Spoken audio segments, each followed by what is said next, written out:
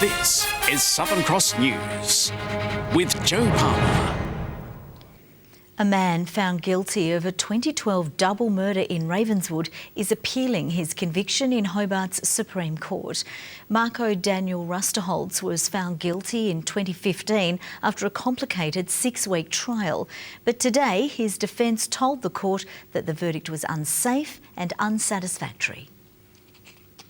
A gruesome double murder thought to be settled after an extensive trial by jury in 2015. In August 2012, the bodies of 31-year-old Angela Hallam and her boyfriend, 21-year-old Joshua Newman, were found stabbed in Ms Hallam's burnt-out Ravenswood unit. Marco Daniel Rusterholz was found guilty of the violent crime and sentenced to 45 years in prison, eligible for parole after serving 25 years. He's now appealing the conviction on the basis the guilty verdicts returned by the jury were unsafe and unsatisfactory. His defence lawyer, Fabiano Cangelosi, told the court that Justice Robert Pearce erred in his directions to the jury in the original trial and could have confused them, leading to a miscarriage of justice. He questioned the validity of witness accounts, saying that several were dubious and that not enough emphasis was placed on the potential involvement of Mr Rusterholz's drug associate, Matthew Coventry, in the killings. Mr Cangelosi said his client could not have been involved in the fight to the death as there was no trace of his DNA in the unit. Crown Prosecutor John Ransom quickly quashed the claims, saying the appeal was like building a skyscraper on the basis of sand. Mr Ransom also told the court a telling piece of evidence at the trial was a sample of one of the victim's DNA found on a fuel can on Mr Rusterholz's locked back shed. The hearing continues. Louise Hedger, Southern Cross News. Firefighters say it's most likely nothing would have prevented a destructive fire at a Sandy Bay home yesterday. The cause of the blaze has been deemed accidental, a freak electrical issue near an oven triggering the inferno. With the smoke now cleared, the extent of damage is revealed. This prized 3-storey waterfront home damaged beyond repair. Because of the power of yesterday's blaze and the time needed to make sure it was fully extinguished, crews had to come back this morning to examine the charred ruins and find out what caused this destruction. Considering the difficulties in extinguishing the fire, we had a lot of false indicators, so it was difficult to get down to the actual origin of the fire. Neighbours first spotted smoke shortly before 11:30 yesterday morning. We now know this was from a smouldering fire that began with an electrical fault near the oven. It quickly took control, spreading to the top floor. We've had our tech-safe electrical inspectors on scene and they've confirmed that the fire is most likely originated in that wiring under the oven. Nothing could have prevented this. It's just one of those unfortunate accidental fires. A day on from this blaze, firefighters are only just now beginning to pack up the scene and hand it back to the owner for insurance purposes. I just estimate the damage at $500,000 for the structure and $150,000 for the contents. The fire service says the home was insured. Michael Breen, Southern Cross News. The Health Minister is reminding Tasmanians to only call 000 in an emergency as demand on the ambulance service continues to skyrocket. A report stating people are calling 000 for conditions as minor as itchy eyes and in one case a sick animal. But the union says Michael Ferguson is blaming patients for a problem he caused and is demanding more resources for our frontline paramedics. A review into Ambulance Tasmania has found the use of ambulance services has grown 14 times faster than Tasmania's population over the last 7 years. The government says that's why it's funding 2 additional ambulances and 35 new staff. We do understand that there are Ambulance Tasmania is busier than it has ever been before. Government cannot control the number of 000 calls, but we can control our response. The report recommends the response include a secondary triage service to save emergency staff from minor call-outs. The Ambulance Tasmania Chief Executive says people are calling 000 for conditions as minor as itchy eyes, blocked noses and, in one case, a sick dog.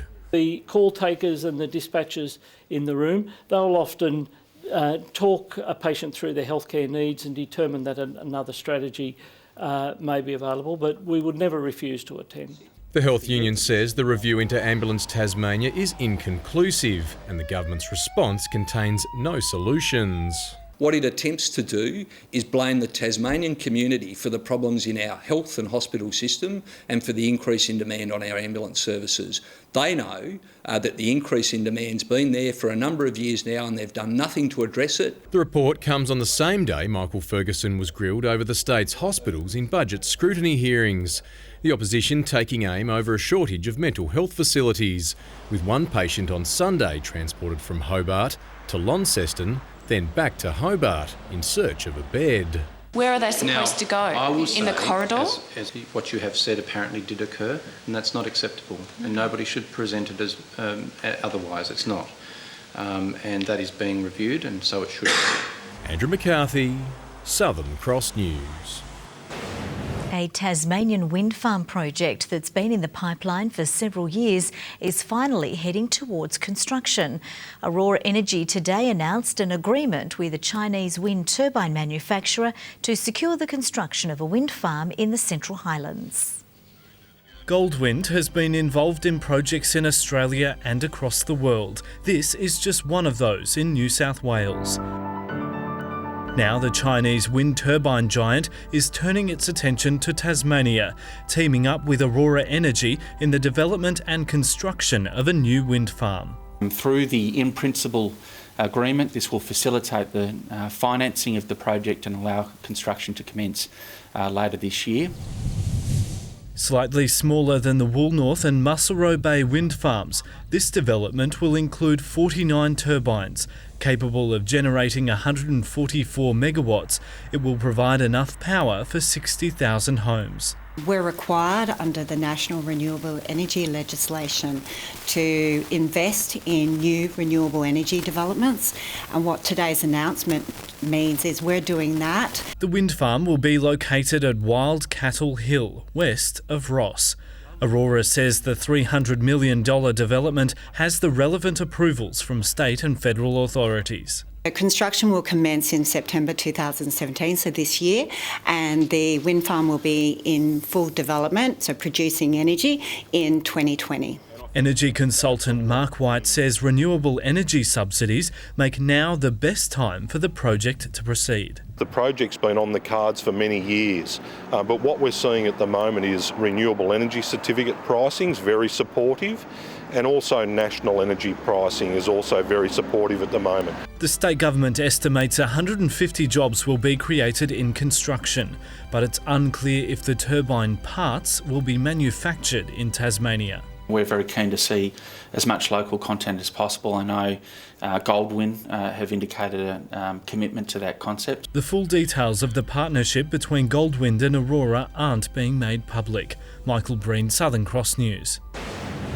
Tasmanian public school teachers are expected to receive a 2% pay rise, backdated to the start of March, after a new teaching service agreement was endorsed by the majority of union members. The agreement also includes increased maternity leave and measures to address workloads. The new contract must now be registered by the Tasmanian Industrial Commission before it comes into effect. A vintage train restoration is on track to reach a major milestone. The first compartment of a century-old carriage is almost back to its original form, following 2 years of work. Tonight we go behind the scenes to see how this ambitious project is coming together. This workshop is buzzing with activity. Turning back the clock on a locomotive legacy. We're trying to restore it back to as best we can. Built in Ulverston in 1922, the train serviced the northwest until the mid-1960s. It then sat neglected in the back of a shed before restoration began in 2015. And we've tried to match the green to match the interior you can see there. Most of the paintwork is done. Likewise, the blinds have been rebuilt in the original style. And one compartment, formerly for second-class passengers at the rear, is nearly complete. It just needs the seats installed. These are all being done in the brown vinyl to match the rest of it's in the carriage. Remaining true to the train's vintage style, although he's moved on from some of the old workplace practices. Throw the tacks in your mouth, take them out one at a time and poke them in. Then we got some magnetic hammers, so you took it straight from your mouth with the hammer. The stables make things a little bit easier for us now. It did also display all the electrical stuff underneath, which was classic. Big, heavy gear, huge, big batteries. It also reveals secrets from the state's early large-scale manufacturing. Rare for the time, the BBL-1 carriage used all Tasmanian timber and was locally designed. Quite interesting little snippets we found, actually. I thought, why do they do it that way? And very, very different from the English way. The group aims to finish the project later this year. Tom Johnson, Southern Cross News. A Tasmanian sheep has been given a major makeover, losing 38 kilograms in one shear. 5-year-old Cecil was rescued a week ago after getting stuck on a cliff. The weight of his fleece today falling just short of the world record. He's a massive ball of wool, but it's his fleece that's got Cecil into trouble. Last week, the 5-year-old got stuck on a cliff at Haybridge near Burnie and had to be rescued. His wool weighing him down, meaning he couldn't move off the ledge. It had been there for about 6 days, so it was quite a steep ledge and quite high up. Today, the lost sheep was given another gift, a major shear to rid him of his dreadlocked wool. It's believed the crossbred sheep spent his early life at a farm in Bothwell. Some purple tag on his ear tells us that he was born in 2012. He was potentially bought by a northwest farmer, the RSPCA guessing he then ran away into the bush where he was last week found. Dr Jackson guessed at the time that it probably hadn't been shorn since it was a lamb, so it may have been shorn once. If not, it hasn't been shorn for about 5 years. It took Susan Gunter around 20 minutes to shear off Cecil's 38 kilograms of wool, the weight falling just short of the 40-kilo world record. Quality of the wool, it's beautiful. It's a lovely, lovely fleece, really. I doubt you'd make a beautiful suit out of it, but you'd probably make socks or singlets, or perhaps if it was too terrible, you'd make it into a wool doona. The wool will be given to RSPCA to potentially find a buyer, but as for Cecil, he's now looking for a new home. Perhaps someone with a hobby farm. A new life with a lighter load and hopefully far away from any cliffs. Monika Dadson at Southern Cross News. A motor neuron disease researcher has told a Tasmanian forum new treatments are helping slow the progression of the condition. Professor Matthew Kernan says MND is currently like cancer was 20 years ago. Whether we can turn the disease off and cure the disease, that's probably now decades away. But I think we've definitely turned the tide, and outcomes for patients today are much better than they were in the 1960s, 70s and 80s. Professor Kiernan was the guest speaker at today's Clifford Craig Foundation Dare Shot lecture. Looking at the day's business and finance news with thanks to Tasplan, your local super fund, the share market has fallen 1.5% amid a widespread sell-off and hit its lowest level in 4 months. The ASX 200 index has dropped by 87.4 points. A short time ago, the Australian dollar was trading at 74.83 US cents and 66.39 euro cents. Well, it's game week for Tasmania's state team. The trimmed down squad of 26 hit the track for the second last time before hosting the NEFL at Blunston Arena this weekend. The starting lineup is yet to be finalised. They've been terrific, they really have. They've bonded really well and we've built a little mini culture over the last 3 weeks. The captains of the team will be announced tomorrow. The Tasmanian Tigers are clearing out its ranks with all-rounder Dom Michael among 3 players who will not be offered contracts next season. Queensland-born Dom Michael was introduced to the Tigers in 2014, but he's pulling the pin, citing family reasons. If he wasn't committed to being down here, then we're happy with that move for him. Also out of contract, former Kingston grade cricketer Cameron Wheatley and Flinders Island-born Ryan Lees. Unfortunately, didn't really get a crack at it within Tasmanian cricket, but in saying that, just because they haven't got contracts doesn't mean that they won't be available for selection moving forwards. Last season's Sheffield Shield campaign delivered just one outright win. Early on in pre-season, the coach is talking to interstate players to bolster the ranks. We obviously need to strengthen our bowling and probably strengthen our top order at the moment, so we're looking in that space. Meanwhile, in the NPL, there's new silverware for an old championship. The Lacko Seljack Cup dates back to 1963 in various forms. This Monday, a new name will enter the history books. It certainly has been a big feat for us, but we still have a long way to go. Making the final is a remarkable achievement for lower tier side Glenorchy Knights. The team enters the match as underdog against Olympia FC. We wanted to get there and get on the national stage again, like as we did in 2015. Tom Johnson, Southern Cross News. Good evening. The Bureau are expecting a warmer than average winter, but not today. Hobart just 11 degrees, Launceston and Burnie 12 and Devonport a high of 13 degrees. 13 was the top, also recorded by Lowhead, Bridport and the Bass Strait Islands. Mount Wellington the coldest with -2. Some temperatures up to 5 below the average. Wynyard and Bushy Park 12, Campania, St Helens, Friendly Beaches, Grove and Strawn all 11. Scottsdale 10, Lyoweeney a high of 3. My voice is frozen. A frontal cloud band is approaching southwest Western Australia. You can see that they're moving towards the nation. Low cloud over the Bight and surrounding Tasmania under a high pressure system. On the close-up, mostly clear skies over the north today with a little low cloud elsewhere. Tomorrow, the high remains positioned over South Australia with another high cell developing just to our north. A cold front moves over the western Bight.